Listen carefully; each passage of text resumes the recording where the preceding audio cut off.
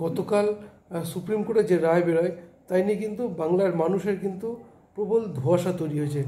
তার কারণ আমরা জানি এই আর.জি. করের চিকিৎসকের ধর্ষণ এবং খুনের মামলায় যেখানে আর.জি. কর হসপিটালের ভূমিকা নিয়ে ব্যাপক প্রশ্নচিহ্ন দেখা গেছে কলকাতা পুলিশকে নিয়েও, তাদের ভূমিকা নিয়েও, পাশাপাশি রাজ্যের স্বাস্থ্য দপ্তর তাদের ভূমিকা নিয়েও কিন্তু প্রশ্ন উঠেছে।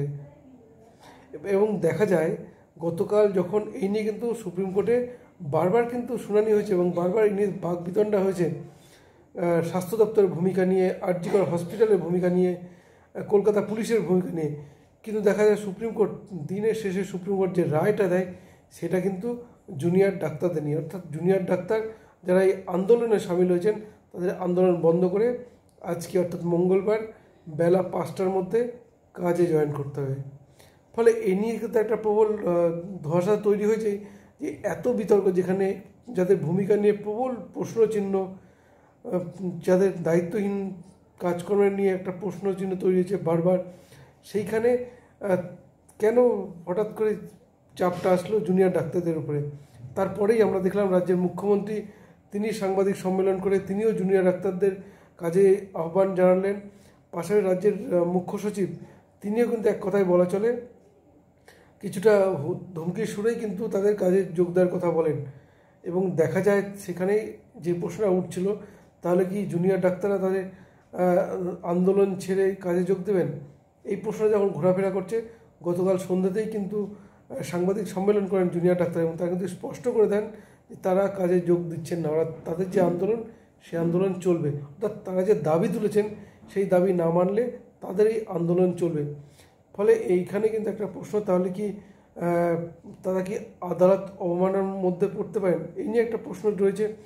পাশাপাশি যেটা মূল প্রশ্ন যে বা রাজ্য সরকার তারাই বা কী করবে, কারণ জুনিয়র ডাক্তারদের আন্দোলন যেভাবে মিডিয়ার ফোকাস বারবার তাদের মধ্যে রয়েছে, এমনকি রাজ্যের মানুষের নজর কাড়া আন্দোলন তাদের। কারণ আমরা দেখেছি তারা যখন লালবাজার অভিযান করেন সেখানে বিনীত গোয়েল যিনি রয়েছেন পুলিশ কমিশনার, তার পদত্যাগের দাবি করার পাশাপাশি তা কিন্তু সিট দ্বারা উপহার দিয়েছিলেন।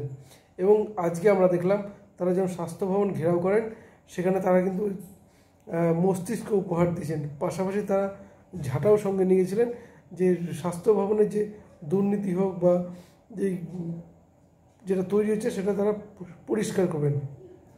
এবং এখানে একটা গুরুত্বপূর্ণ ব্যাপার যে তারা যে আন্দোলন করে, তারা ঘেরাও করলেন, তাদের ঘেরাওয়ের মধ্যে কিন্তু কোথাও হিংসাত্মক আকার ছিল না, অর্থাৎ তারা কিন্তু যথেষ্ট শান্তিপূর্ণভাবেই আন্দোলন করে। এমনকি তারা যে জুনিয়র ডাক্তার, যে চিকিৎসক, সেই বার্তাটা তারা কিন্তু দিয়ে দিলেন তাদের এই শান্তিপূর্ণ আন্দোলনের মধ্যে।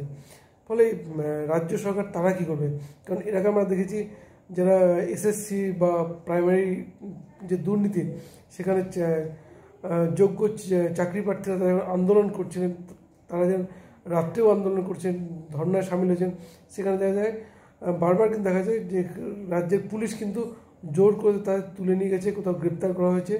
কিন্তু এখানেও একটা ব্যাপার, তাহলে কি জুনিয়র চিকিৎসকদের উপরেও কি জোর খাটাতে পারে রাজ্য সরকার? তার কারণ সেটা যে এই মুহূর্তের সম্ভব নয় সেটা একদিকে পরিষ্কার, কারণ রাজ্যের ফোকাস কিন্তু রাজ্যের মানুষ যেভাবে ঘর থেকে বেরিয়ে এসছেন, বিভিন্ন স্তরের মানুষ, কোনো রাজনৈতিক দল নয়, রং নয়, বিভিন্ন স্তরের মানুষ যেভাবে আন্দোলনে সামিল হয়েছেন, তাতে একদিকে স্পষ্ট যে তাদের এখান থেকে নজর ঘোরানো কোনো মতেই সম্ভব নয়। এরপর যদি তারা প্রেশারই ক্রিয়েট করেন, এই জুনিয়র ডাক্তারের উপর বল প্রয়োগ করেন, তাহলে কিন্তু হিতে বিপরীত হতে পারে এবং হওয়ার সম্ভাবনা রয়েছে। কারণ যেখানে আন্দোলনে আমরা দেখেছি শাসক দলের নেতারা আক্রমণাত্মক হয়ে উঠেছেন, মারধর করেছেন, সেখানে কিন্তু ব্যাপারটা হিতে বিপরীত হয়েছে, শাসক দলের বিরুদ্ধে গেছে। ফলে তারা যেখানে বল প্রয়োগ করবেন না তা একদিকে পরিষ্কার, কিন্তু যেটা আরেকটা জিনিস যে তাহলে আগামীতে কোন দিকে যেতে পারে। কারণ দেখুন, রাজ্যের জুনিয়র চিকিৎসকরা তারা কিন্তু 5 দফা দাবি তুলেছেন। তারা একদিকে যেমন রাজ্যের স্বাস্থ্য সচিব যিনি রয়েছেন তার পদত্যাগ দাবি করেছেন, কলকাতা পুলিশ কমিশনার বিনীত গোয়েলের পদত্যাগের দাবি করেছেন, পাশাপাশি তাদের কিন্তু তদন্তের আওতায় আনারও দাবি করেছেন। পাশাপাশি যে আর.জি. কর হসপিটাল তাদের ভূমিকা নিয়েও প্রশ্ন উঠেছেন। ফলে স্বাস্থ্য দপ্তরের ঘুঘুর বাসায় কিন্তু ভাঙার বার্তা তাদের এই দাবিতে কিন্তু স্পষ্ট। ফলে তাদের দাবি মেনে নিলে তারা যে